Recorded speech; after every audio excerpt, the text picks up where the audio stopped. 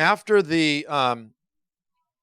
Muhammad died and his successors burst forth out of Arabia, within 100 years, they had ripped the heart of the ancient Christian church out.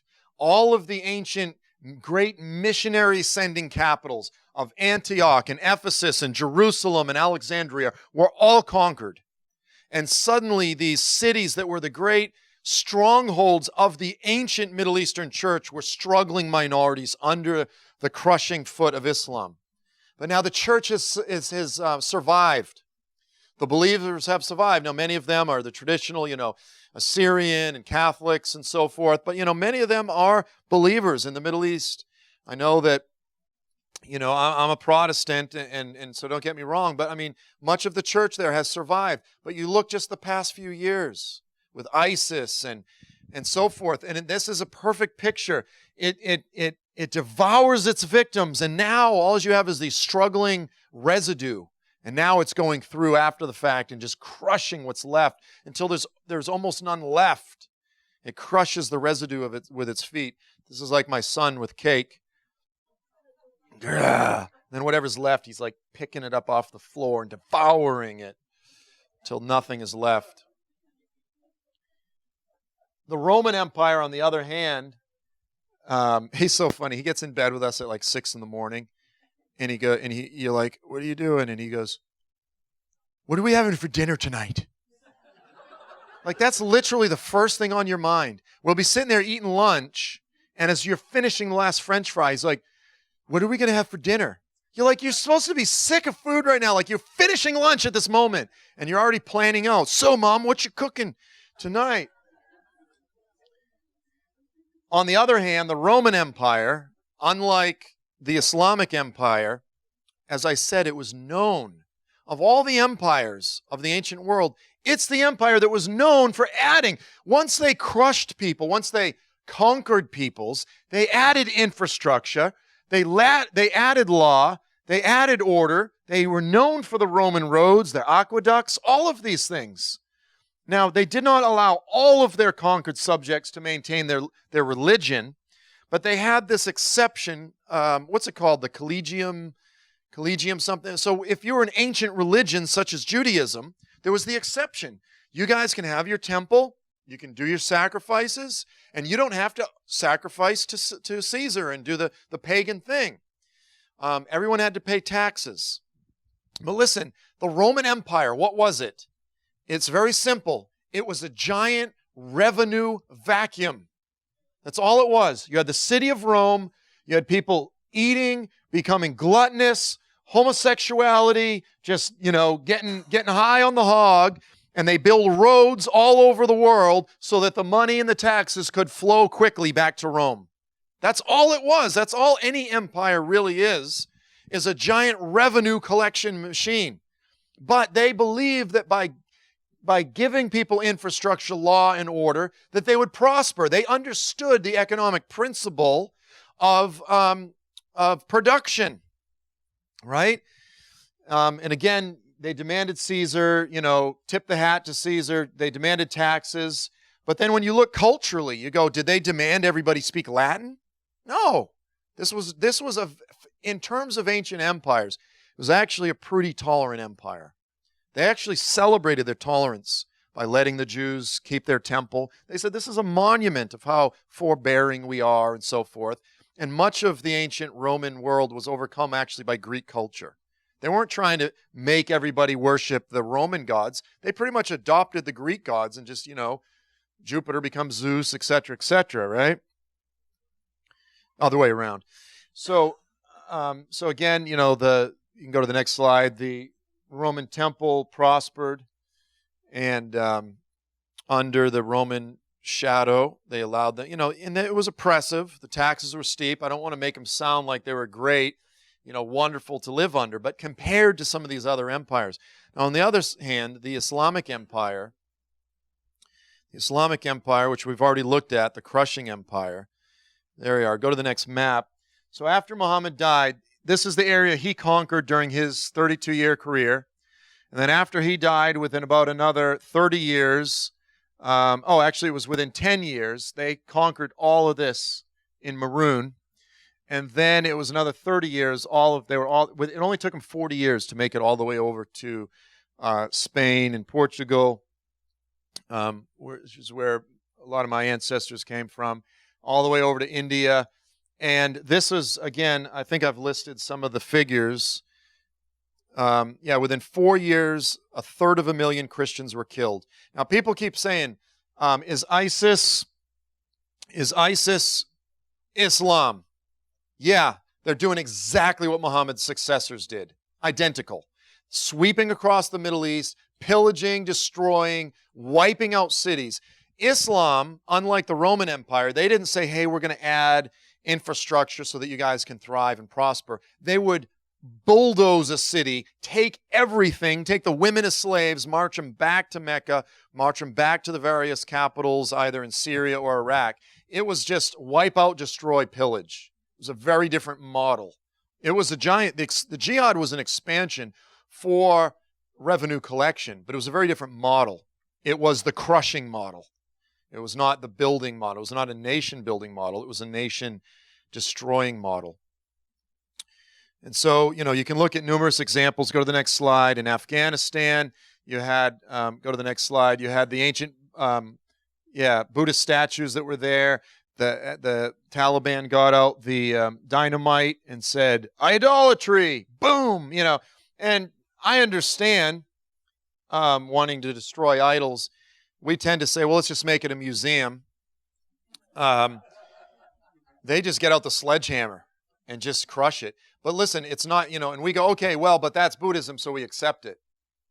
But it applies to the church too. It applies to the synagogue as well. It applies to the Temple Mount as well. It applies to Israel as well. Wherever they go, they don't just say, we are here, whenever they gain a dominant foothold, it's not like, okay, let's all share. It's, let's deny any Jewish history. Let's deny Christian history. Let's rip the crosses off. Let's turn the churches into mosques. Let's eliminate the names of streets. Now this park was once, St. Bartholomew Street or something. Now we rename it Abu Ali, and there's a literal erasing of previous culture. And this is the nature of what's that? Yeah, I mean, that's what Lucifer does. But, and Lucifer is a knockoff artist. He's a cheap, he's a impersonator. He's a counterfeiter, and so, you're like, woo, honey, just in New York City. Did you see the Rolex I got? She's like, I think that says Bolex. You're like, darn it! I knew it was only $50 for a reason. Go to the next slide. It's interesting. The Hagia Sophia there in Constantinople, for what it's worth, a little bit of interesting history. The synagogues used domes in their architecture. The Eastern churches used domes because they had the perspective of trying to pull heaven down, whereas many of the Western churches have more of a steeple architecture of trying to reach up to heaven. And so this was the largest church in the world at the time, and it's interesting, it's giant. I mean, you can put 5 of my houses in there. But when the Russian, I don't know who he was at the time, he sent out an emissary, a group of folks to say, what religion will we become? And he sent out a group. They went to Rome, they went to Constantinople, and they went to Mecca. And no, it was one group. They went to all 3. They came back. They said, we went to Mecca, interesting. We went to Rome, interesting. When this building was going, the liturgy and the songs and the iconography, and I'm just saying, the Eastern Church really uses the smells and the bells, the colors and the sounds. And they said for a couple hours, we were transported. We didn't know any longer whether we were in heaven or on earth. And they said, truly, God dwells among man in this place. And the whole Roman Empire, the whole Russian Empire converted to Orthodox Christianity as a result of the worship that went on in that building. Now, when Mehmet the Conqueror came in 1453, what did they do? You rip off the cross off the top. Next slide. Put up the minarets. Put the moon on top. Da-da-da-da-da-da. It's a mosque. Now, today it's a museum, but it's being quickly turned into a mosque. You can't legally pray in there, but the Muslims go in there and have their prayer now, and increasingly it's becoming less of a museum and more of a mosque. Next slide. You can go down the list. This was actually in Albania, which is supposed to be a very moderate Muslim nation. As soon as Kosovo, and I won't get into all the political history with that, moderate Muslims are first thing they do, start ripping the crosses off. Now, maybe, as a Messianic community, you're not into the cross, but listen, they understand the symbols. They understand the power of the sort of warfare, if you will, and they are quick to remove any symbols, any emblems of previous cultures. They go immediately for the religious symbols. So going down to keep going. So here is what I would suggest, and again, we've just barely touched on it, that a much more, I think, that the Islamic Caliphate fits the description of the legs of iron much better than the Roman Empire. Between those two, those were really the only two candidates that history has offered us. I think the Islamic Caliphate fits much better, and it also aligns with that which all the other prophets speak of, which is an overwhelmingly Middle Eastern entity, and that what we're looking for is not a revived Roman Empire, but a revived Islamic Caliphate. Interestingly, then when you get to Revelation 12, 13, and 17, the beast is referred to as having the body of a leopard. Going back to Daniel 7, the leopard was Greece. The mouth of a lion, Daniel 7, the lion was Babylon. And the feet of a bear, and the bear was Persia. So in Revelation, the final kingdom of the Antichrist, which is really this, is described as a composite of Babylon, Medo, Persia, Greece. So in the same way that this was emphasized back in Daniel 2, that when the kingdom of Messiah comes and crushes that final revived kingdom, that by virtue of those feet being destroyed, all the others will be crushed at the same time. And that the bear, the lion, the leopard, this sort of composite, just think Babylon, just think Iraq, Persia, think Iran, Greece, think Turkey, and much of the northern, Middle East. Can put those all together, and that's sort of a picture. Combine Babylon, Medo, Persia, Greece, you have a picture of what the coming empire of the Antichrist will loosely look like. I believe it will have global impact, global reach, but that becomes the head of the spear, I believe, of what the scriptures are speaking of. So that was a little over an hour after lunch. You guys did good. Nobody snored. I know it's a hard time, but why don't we shift from there? And how do you want to do it? Do you take a break first and then do Q&A, or just no, because we'll lose everyone? So let's do that. If you have to go to the bathroom, you can. I won't call you out. I won't call you out on it. But why don't we go ahead and do Q&A? No, I'm good. Yeah.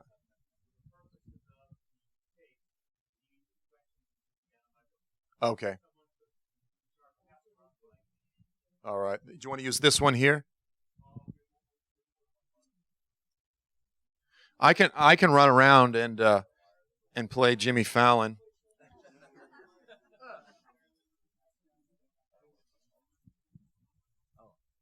Thank you, sir. In regards to what you're saying, basically that it's not Rome, but rather the Caliphate, have you ever heard it said that the Roman Empire is really just an extension of the Greek, and could that be kind of a confirmation of that? Are you familiar with that? Sure. Yeah. So, but the thing of it is, I have heard that, but the reason that I would not go with that is because then I think clearly the Roman Empire was a distinct empire. But even more so when you get to Revelation 17. So now Daniel 2 and Daniel 7, they are a very limited picture. They're actually a very Babylonian-centric. He kind of goes, it starts with Babylon. He goes, here's the next two that are going to come after you. And then it kind of goes to the next one that really, really did crush Babylon was the Islamic Empire. But that's sort of skipping right to the last one. But then when you get to Revelation 17, it's a much broader picture. It's a pan-historical picture that goes all the way back to Egypt. So from the very birth of the Hebrew people, from the time that they became a people, Satan has been using, let me explain it this way. A lot of people think that Satan's primary way that he messes with people is, he's lurking around the corner. He's tempting you. He's coming at night in dreams, and he does all those things. But the primary way that Satan accomplishes his purpose is not secretly, around the corner, in the dark. It is openly through pagan nations, kingdoms, and their armies, through the militaries of pagan empires. So in history, Satan has used Egypt, a pagan empire, to try to wipe out the Hebrew people. And then after that, it was Assyria came with their demonically charged armies, and they took away the 10 tribes, the northern 10 tribes of Israel. And then you had Babylon, took away the southern kingdom of Judah. And then after that, Haman with, Persia tried to wipe them out. And so you have the 7-headed beast. That's a full picture. It doesn't begin with Babylon. It goes all the way back to the beginning. So it's Egypt, Assyria, Babylon, Medo-Persia, Greece. And it says 5 have been, again, Egypt, Assyria, Babylon, Medo-Persia, Greece. And then it says, and 1 is. At the time of the book of Revelation, the one that was Rome. So it makes a distinction between Rome and the Greek Empire. And then it says the other has not yet come. That's the 7th. But then it goes on, and it says, and here's this riddle, and it says the 8th. You go, wait a minute, it says 7, but now there's 8. It goes, the 8th is of the 7. So here's the thing.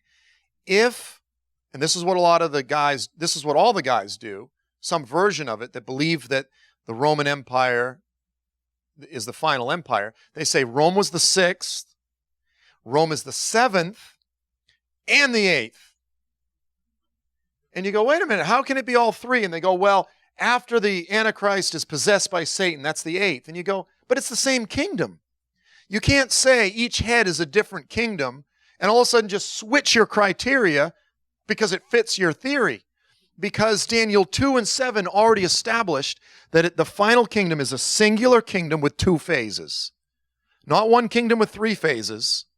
One kingdom with 2 phases. So we know that the one that is, the 6 is Rome.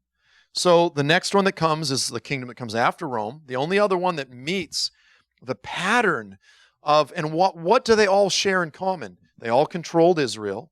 They all controlled the promised land. They all had that same anti-Semitic hatred of the Jewish people, that demonic lust to destroy the people of God. They had the demonic lust to possess the land of God. And then eventually after, there's the Christians, they become anti-Christ as well. And the only empire that follows the pattern of the previous 6, Egypt, Assyria, Babylon, Medo-Persia, Greece, Rome, is the Islamic Empire. And I would say the Islamic Empire embodies that spirit better than any of them. And it will have 2 phases, just like we saw back in Daniel 2 and 7. Do you see what I'm saying? So instead of trying to impose this 3-phase kingdom, we go, no, we've already established that it's a 2-phase kingdom, and it's one that comes after the Roman Empire. So all that to say is that's why, and I think, even like just historians would say that it really was, they were 2 distinct empires, as it were. So hope that was helpful. It was. I mean, you really kind of blown my mind today. So, in light of something modern, what's going on right now, and let's just say the tent pegs of the last kingdom have not stopped growing because of the migrant crisis that's going on in Europe, and you've got the Pope saying we have to be this way. It's interesting. It kind of poses an interesting dilemma for believers. Are we supposed to, if we recognize this trend, what's the proper response? Absolutely fantastic question, because you use the word dilemma. The Lord is allowing multiple divine conundrums. On one hand, I was trying to do my, what's that? Yeah, I'm trying.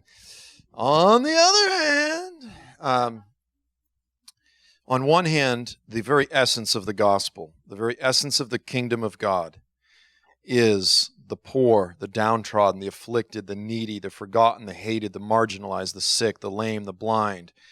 the outcast, right? This is the broken. That's the essence of who the kingdom of God is for. And throughout the prophets, we're called to care for the exile, the refugee, the forgotten.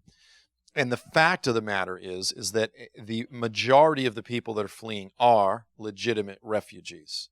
You read all the conservative news sites, it's no, they're all just invading. It's not true. The majority are, look, there's a lot of people that are fleeing Afghanistan because they are terrified of the Taliban. However, we're not naive. Is there going to be a percentage that will end up, that are already terrorists, that are plants, or that will go on to become terrorists? Yeah, absolutely. So if we welcome them in, on one hand, we're doing the biblical, self-sacrificing, loving thing and caring for the cause of the needy, the poor, the afflicted, the forgotten. On the other hand, we are putting our own lives and our family and our countrymen at risk. And by and large, I see the majority of the church saying that they're putting security as the primary issue that's defining their response. That for the most part, that becomes the most important factor. And I'm not saying it's not important, because it is. But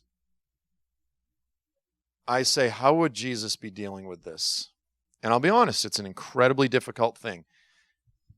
And I'm not even going to pretend to necessarily know the answer. Here's what I will say. Whether we like it or not, even if we disagree with it 100%, they're here. So we can complain and say, well, I don't want them to be here. And I go, it's good that you expressed yourself. They're here. What are you going to do about it? Are you going to share the gospel with them? Are you going to love on them? Are you going to try to reach them? Or are you just going to complain? Because I'll tell you, when we usually use the term second generation immigrant, this guy's a second generation. Nowadays they use the term third culture. So basically what happens, let's say you get a family from Afghanistan, and they got 3 kids, and they're 6, 7, and 8. And they come over. Inevitably, when those kids become 17, 18, and 19, they're third culture Muslims. They can't figure out if they're from Afghanistan or from Belgium, because the folks in Belgium don't treat them like they belong, but the folks in Afghanistan don't treat them like they belong. They can't figure out their identity. They go through an identity crisis. It's just like, it's inevitable. If the people of Belgium make them feel welcomed and loved and cared for, they're going to be much more likely to identify as Belgians. If they feel rejected and hated and stereotyped as all being terrorists, there's a legitimate psychological thing that oftentimes will become much more radical than their parents, because that's how they develop a sense of identity. They say, I am, this much more. And it's a way of reaching back. Even if I can make this joke, and I hope, even sometimes in the States, you get African Americans, and you go, well, what's your name? And my name is Kawami something or other, and it's because you go use this African name, and then you go to Africa and you're like, hey, what's your name? And he's like, my name is Mike. I love Metallica. Whatever, and it's just like, it's just funny the way, we reach for something as a sense to tie into where we came from. But anyway, if they come over and we're reaching out to them, we're loving them, some of them are going to get saved, some of them are not. But let's say that Afghani family comes to Texas, and you are driving them to soccer practice. You're bringing them up to the government building to help people, like, you're helping the enemy. They're here. They're here. When that kid becomes 15 and he goes to the mosque, if he doesn't get saved, and someone starts trying to fill his head with jihad, he goes, I hear what you're saying, but you know something? What's your name again? Rick. He goes, I know Rick and Jean. They used to drive me to soccer practice. We used to go over their house. They used to take care of me and I really like Rick and Jean. They really loved on me. And we're diffusing time bombs. The UN can say, it's abuse if you share the gospel with them. But the truth is, just from a straight up sociological, even if you don't even believe in the gospel, we're doing a good thing. So it is a conundrum. It is a difficult thing. There are no easy answers. I don't have the easy answer. All I know is this. In the end, most political solutions, the government solutions, will fail. In the end, most political solutions will fail. But the gospel is the weapon, if you will, that he's given us. It changes people from the inside out. And I think if we apply ourselves to sharing the gospel and loving on the ones that are already here, and we can be politically active, I don't think it's wise. I think it's wise to bring in some refugees, but my gosh, there has to be a strict policy of vetting, and I don't think that's genuinely in place right now. I don't think it is. So you can be politically active and push for a wise approach to the refugee situation, but in the meantime, we can complain, or we can be involved in sharing the gospel. And I think if we would see what's happening, because I'll be honest with you, the 1040 window, much of the Islamic world, this is where they need the gospel more than any place else. We, by and large, have not been sending missionaries there sufficiently.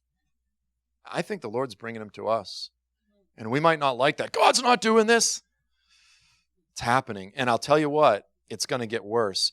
And then let me just say one more thing, and then everyone, because as conservative men, we like to have an answer.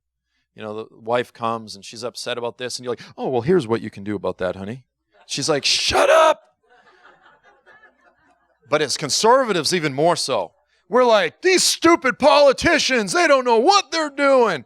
And so we think the solution is, why won't someone wipe out ISIS? Right? That's the solution. We need to get someone, wipe ISIS out. 80% of the refugees are fleeing from Syria, not from ISIS. They're fleeing Assad.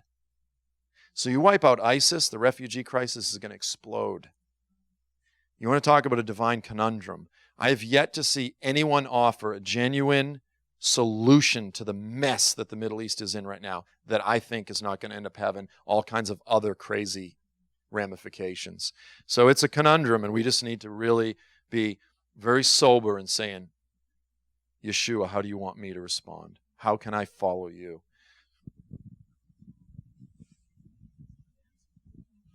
Okay, coming from someone who was raised a Roman Catholic and very, very skeptical of their power, I still view them as the Holy Roman Empire that is very much, they're not out in our face with horses and chariots today. However, from the studying I've done over the past decade, their organization is involved in so much intrigue that they have infiltrated virtually every government on the face of the earth, and including the Muslim nations. Now, have you ever considered the thought that the Roman Church is so powerful that they actually started Islam? I've actually studied that. They've actually started it, and that they are Islam today is virtually an extension of the Roman Catholic Church. Okay, so the split between the East and the West took place in 1055, just after the turn of the millennium, but Islam was already 400 years old. So technically, there was no Roman Catholic Church. There was simply the church back then. But let me just say this. So this was what was the guy's name? He was a priest that kind of set forward this theory. The story of Islam is that, so for those that don't know, Muhammad was, I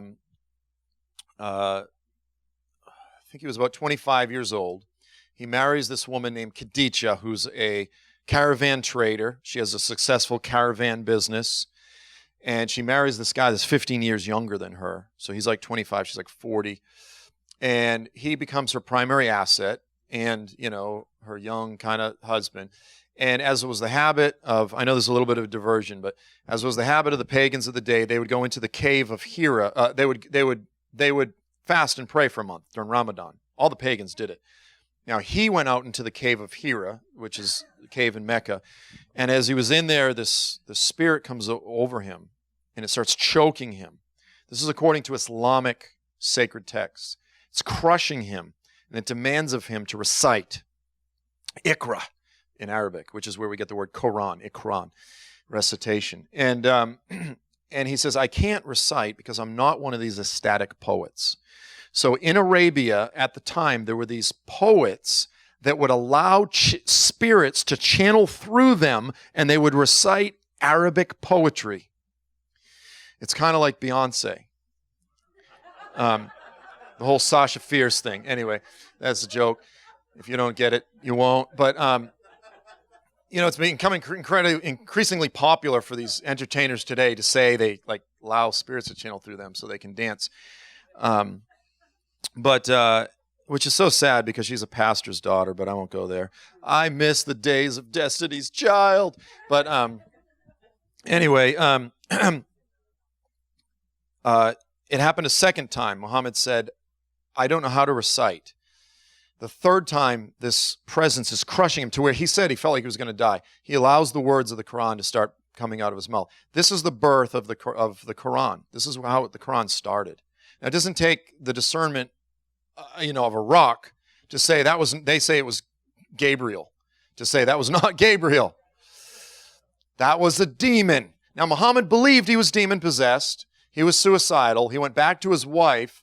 His wife's uncle was a Nestorian priest. Now, the Nestorians were considered not heretical, but heterodox. They were outside of communion with the mainstream church. That's why a lot of them were hiding out in Arabia. So this priest, this Christian priest, along with his wife, here's her young husband. He's like, I'm demon possessed. And she basically, her and her uncle says, no, Muhammad, you're not demon possessed. You're a prophet. Go with it. So it seems to me like there was some Christian help. I don't think that it was a big conspiracy by the Vatican to create a false religion, blah, blah, blah, blah. If it did, it was a Frankenstein gone awry, right? Because they're wiping out the church in the Middle East now. The funny thing is, what's your name? Shane. The funny thing is, Shane, is because I grew up nominally Catholic until I was like 11. I got kicked out of CCD. Ironically, because he talks too much, among other things. But so CCD is like catechism class. And then I had a radical salvation at 19. Now, for all of the problems that I have as a Protestant with the Catholic Church, they did teach me a bit. I had a little bit of a foundation. And I had my little idols that I got because of First Communion or whatever, But at least it was an idol of Jesus. No, I'm just kidding. I just have here's the thing is that as Christians, we're really good at, I call it Antichrist pointing, which is, I remember I was going to my mother's, well, this is not exactly about, I was at my mother's place down in Florida, and driving to her church, you went by a church and it said, the Church of God. And then right up the street, about literally like 100 yards up the street, was the true Church of God. It was just so funny. But we have a way of, the scriptures say that there'll be wheat and tares, right? And what we do is we go, well, I love going to Eitz Chaim because we're the wheat. Those guys down the street, tares. But the truth is, there's wheat and tares. Now, we always try to go to the congregation that we think has a higher ratio of wheat to tares, right? Hopefully minimal tares. I think the Catholic Church has a much higher ratio of tares. I think they do have some wheat. I've met believers because I think they veil the gospel behind all of the liturgy and the sacraments and the symbolism. They lose it, and I certainly saw that growing up. But somehow through it all, as Paul said, if they're not against us, they're for us. And they are preaching the basics of the cross and atonement. They get it wrong, but through it all, the Lord can sort of reach them. And so that's my opinion of Catholics as individuals. In terms of the organization, I've had a lot of people say, because, Joel, you're not out there. I say we're good as Christians. We're good, as believers, as Antichrist pointing, which is from the Reformation. And, good old Martin Luther, you read all of his stuff, and he was a pretty vulgar dude. he would do all these comics and say like, "Oh, ye Pope, why don't you blank and you're blank and blank?" And you're like, "Whoa, Martin Luther," you know? And he really, but it's like, "You're the great whore." And then it's like, "No, you're the whore." And once you cast somebody as the embodiment of Satan, it's really hard to have a conversation. Do you know what I'm saying?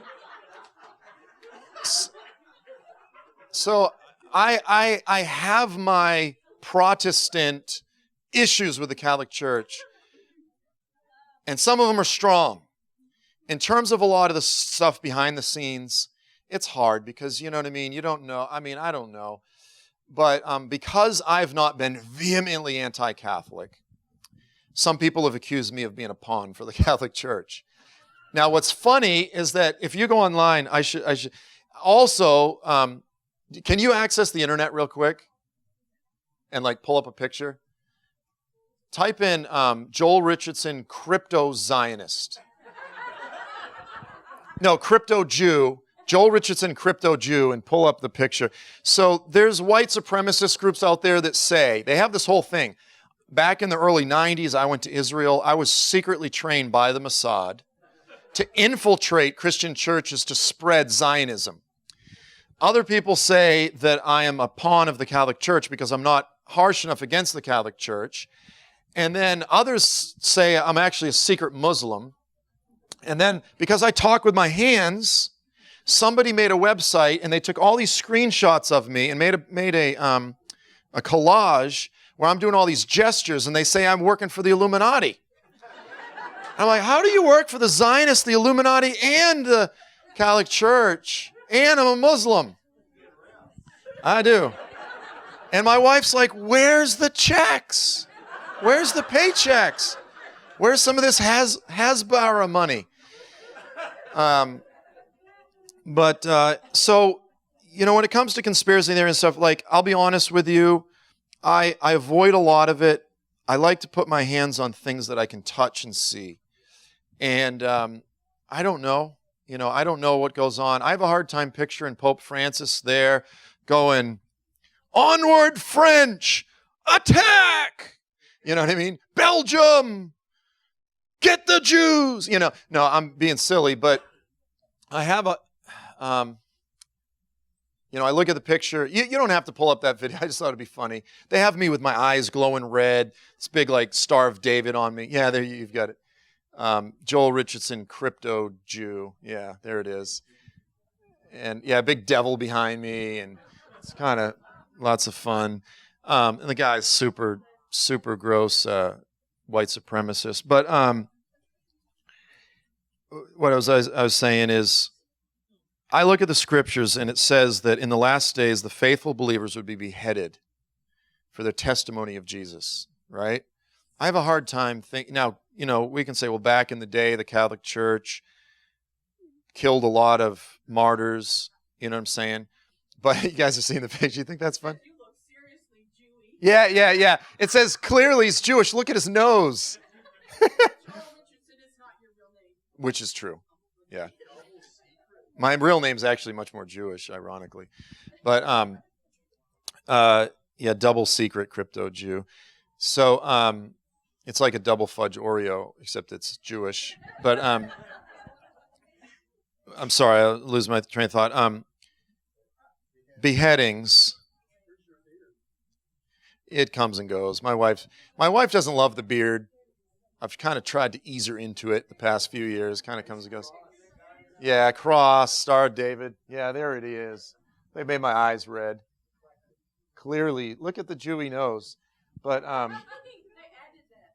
added that. no, believe me, that's the only part they didn't change.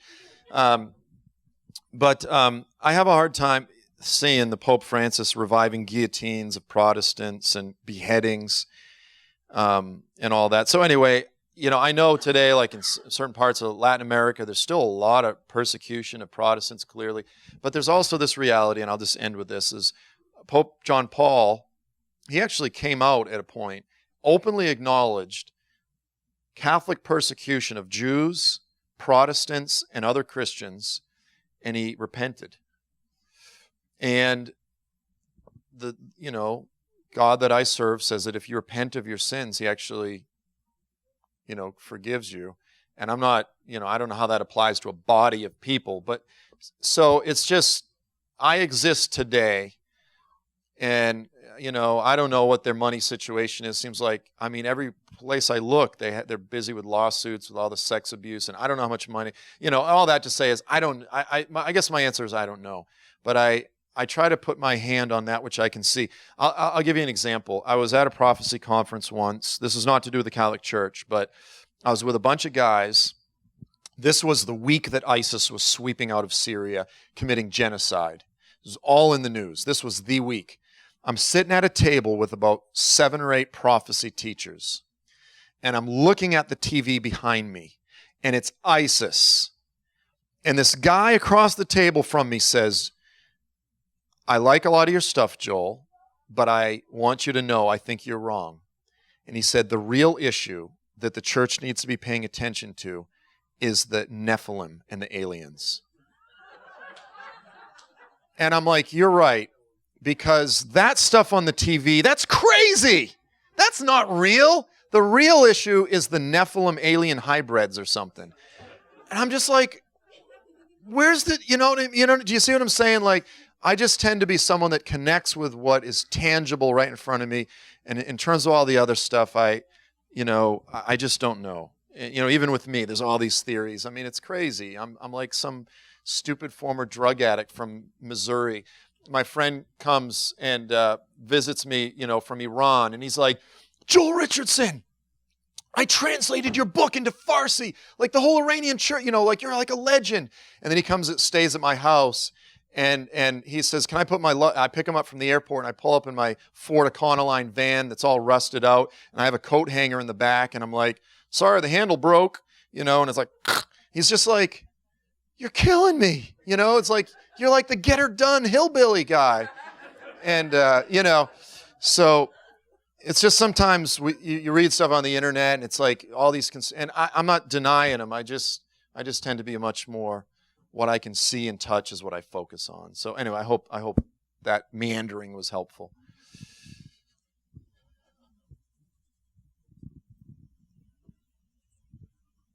Joel, quick segue. You mentioned a moment ago about jokingly about the whore. Well, let me go back to the prophecy and towards the end of the book of Revelation with the whore Babylon. How does that fit into your theory of the Islamic Antichrist? So I'm working on a book right now on the whore, but I'm not calling it that. I've avoided the subject for years because it's a very difficult issue. And so what I do is I begin by surveying the Christian history of interpretation. And initially, in the early years, they believed it was the pagan Roman Empire. The pagan Rome. And then after pagan Rome basically collapsed, they turned their attention away from Rome. And the next major entity was what they called the Saracens, or the Turks, which was Islam. So as Islam now is banging on the door, they were now looking to the Islamic world as the embodiment of the great harlot. Then the next major one was at the Reformation. They went back to Rome, except now it was the Roman Catholic Vatican whore. And that's been the dominant position since the Reformation. Now, let me mention something on this topic. One of the issues that I deal with in my book is, how many are familiar with a book by a guy named Alexander Hislop, The Two Babylons? Okay, this book is one of the most influential books that a lot of people aren't even aware of within Protestantism and in a lot of Messianic communities, because it validates a lot of the paganism in Catholic Church and a lot of the stuff. Now, let me just say this. Essentially what Alexander Hislop says, his story in a nutshell, is that Nimrod was the founder of the ancient Tower of Babel, and he built that along with his wife named Semiramis. Together, the two founded ancient Babylonian paganism, and then he died. she was pregnant and he died, or she killed him. And then her son, she named Tammuz. And she said Tammuz was a reincarnation of Nimrod. And so this started the mother and child cult. And then eventually that cult spread to Egypt, and then to Greece, and to the Rome. And then Constantine embraced it secretly, Babylonianism, to where Hislop would say that if you walked into a Catholic church today, that if an ancient Babylonian priest walked into a Catholic church today, he would not know the difference between ancient Babylonian religion and the Catholic Church. He would say all the symbols, everything is identical, that the Catholic Church is just a continuation of ancient Babylonian religion. That's the theory. Now, then what happens is a lot of people take that and apply it to any element of any Protestant church that has anything. You know, people would say, stained glass! You know, some reason why that's pagan. You know, it's like everything becomes pagan. Let me say this about Alexander Hislop. First, let me begin with the Nimrod traditions. The Bible has 10 verses about Nimrod. 10. About Nimrod and the city of Babel. Almost says nothing about Babel.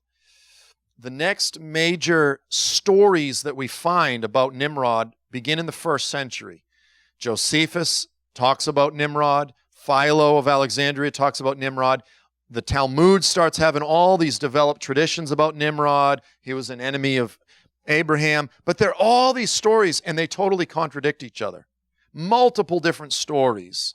Then you get to the book of, that's called Yasher, which is actually, in all likelihood, having nothing to do with the book of Jasher that's in the Bible, but it was actually a book that was discovered in like the 10th or 8th century or something, like way, way, way later, that was written by some rabbi. And you have all these Nimrod stories which grew and snowballed. They all contradict each other. You can identify where some of them came from, where they expanded. The point is this, they're not in the Bible. They are extra-biblical traditions.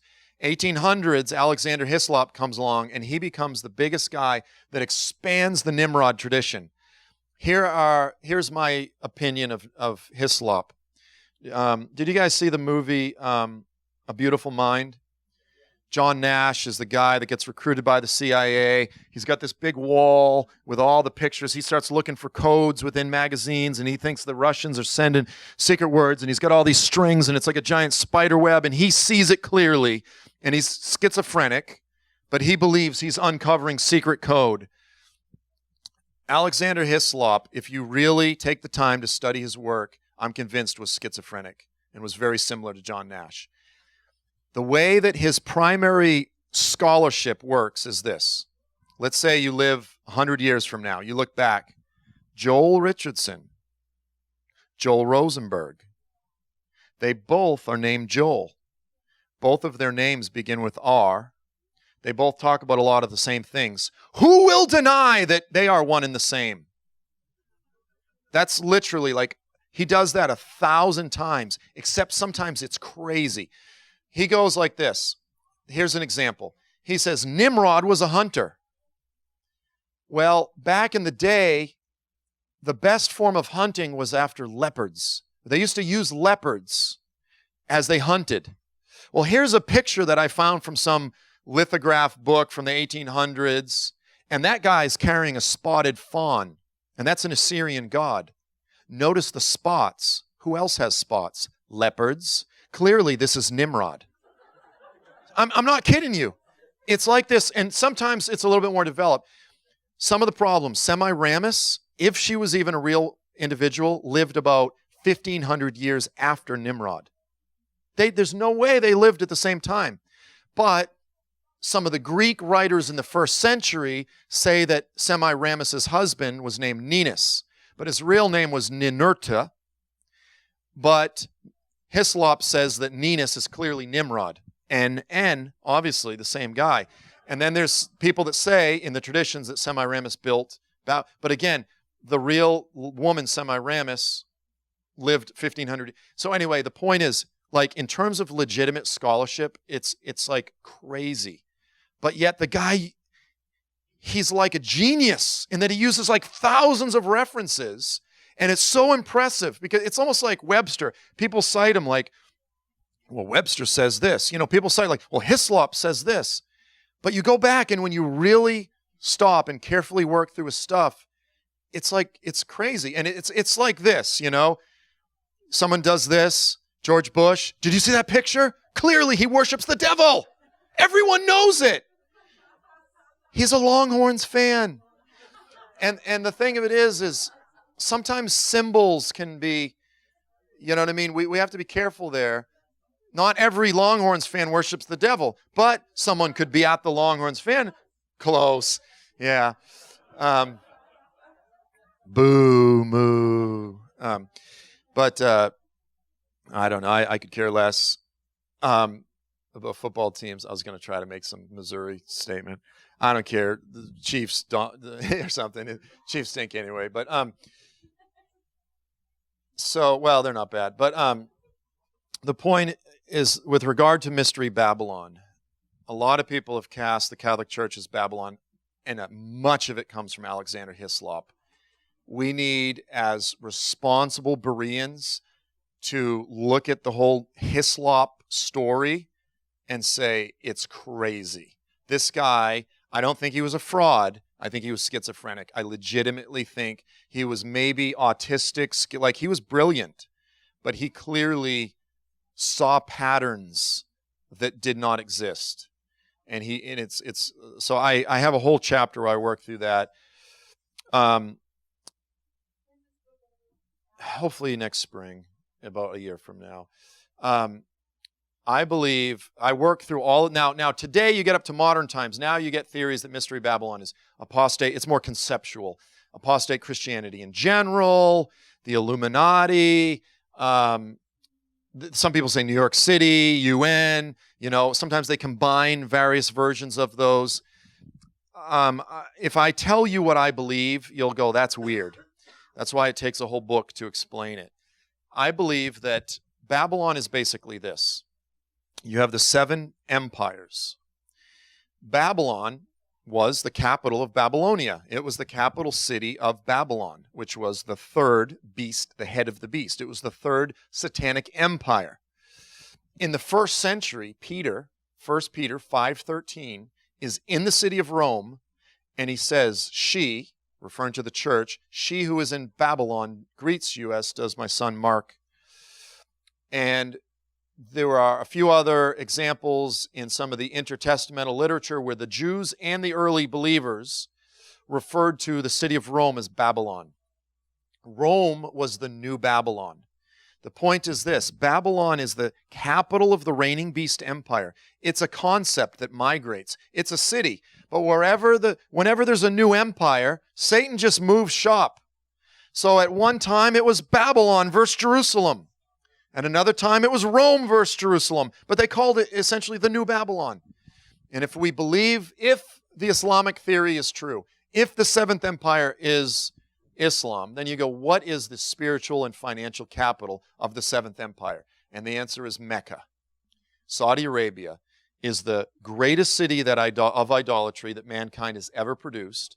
1.62 billion people praying 5 times a day toward that city.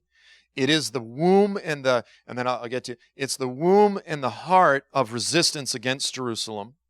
And Saudi Arabia as an entity has funded the spread of radical Islam throughout the earth. And, hopefully not to offend anybody, but directly influenced the kings of the earth. Jimmy Carter, the Bush family, the Clintons, every single one, I don't care if it's Republican or Democrat, to the tune of, and the Bushes are actually the worst, by the way. The Clintons are just kind of open about it. They're like, yeah, we received all kinds of money. They must just really give us millions because they like us.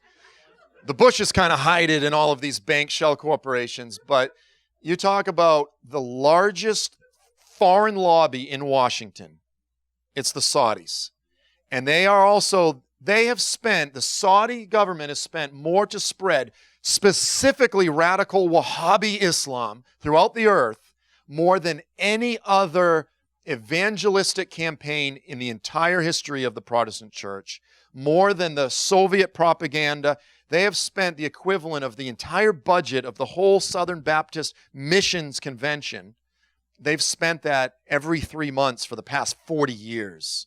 That's the yearly budget. So there, it is the financial womb, it's the geographic womb, it's the spiritual womb of the reigning beast empire. I could talk about that all day long, but that's my theory. It's very novel when you first hear it and you go, that's weird, but what you said makes sense. But when you really go down, it's like point after point after point makes sense. So, sorry to hold you up. Just one more thing. Revelation chapter 17, I think it makes it fairly clear that the whore and the beast are not one and the same, and does not refer to either one of them as Antichrist. So I thought that was necessary to bring to bear, because so often I've heard the beast, the whore, the Antichrist all equated as the same thing, but it says clearly in Revelation 17, verse 16, and the 10 horns which are on the beast, which thou sawest upon the beast, these shall hate the whore, and shall make her desolate and naked, and shall eat her flesh, and burn her with fire. So it sounds as if whoever the whore is has some kind of control over this beast at some point, and then the beast throws her off. Excuse me. yeah, which is weird because he eats her flesh and then burns her. Usually you cook your meat before you eat it. Sorry, that was... so the relationship of the woman and the beast is an unusual thing. And the beast is a weird thing because it's 7 heads, which is 7 historical empires, but in a weird prophetic telescoping way, it's sort of zeroing in on the final head of the beast, which is sort of a 2-headed, again, dual beast, and the woman's riding the beast. But here's the thing is that then the 10 horns represent the 10 kings, which comprise the 10 kings, and then the Antichrist being the 11th. So in a sense, the beast is the Antichrist, but it's the kingdom, yea, the king. So there's a difference, yet there's sort of a fluid nature. The way this prophetic stuff works is sometimes a little tricky. But here's the point that I make in my book is that she's red, he's red. It's kind of like, Ethel and Herb are wearing the same jackets. They're going out, they're on the same bowling team. Like they're wearing the same uniform. And they're described as being, the point of her riding the beast is, this is the classic motif, the picture of rider and steed. This is the Lone Ranger in silver. So when Silver suddenly rears up and turns around and eats the Lone Ranger, you're supposed to go, what just happened? Little kid sitting there with his little, and he's like, ah! It's intended to be incredibly shocking and ironic. It's not like, oh yeah, everybody knows the beast hates the woman. They're portrayed as being together in partnership, and all of a sudden the beast eats the woman. You go, what just happened? And so there's a bit of an irony in the relationship. So the beast, the 10-headed beast, is a 10-nation coalition led by the Antichrist, which I believe will be led by Turkey. And it makes sense that Turkey is at enmity with Saudi Arabia. The Turks used to control Saudi Arabia until this little kingdom rose up and took control. And so on one hand, it's the fountain in the womb of Islam. On the other hand, the whole world, all the Islamic world hates the Saudis. They know they're a bunch of, forgive me, hypocritical pigs that aren't true Muslims, or at least, a lot of them. They go to their condos over in Morocco and do cocaine and drink and have all their harems and their prostitutes and the whole thing. And then they go back and enforce the religious police on all the people and pay for the radicals. It's this total hypocritical dance. So that could explain it, that weird relationship and why the beast eventually turns. Because, and again, mind you, Saudi Arabia is in partnership with the United States. So I can say I don't believe the United States is the whore, because a lot of people now think the United States is the whore, but I do believe the United States is her number one client.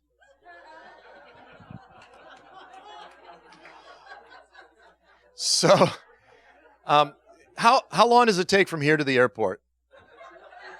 No, I have to know. DFW. Okay, I got to get going because my flight leaves it, and I got to return the car. So,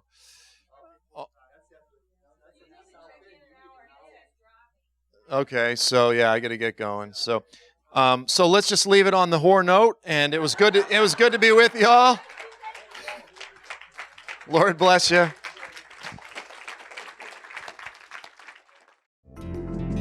For more information, visit us at www.etzheim.org. That's spelled eitz-chaim.org or join us in Richardson, Texas for our weekly Shabbat services.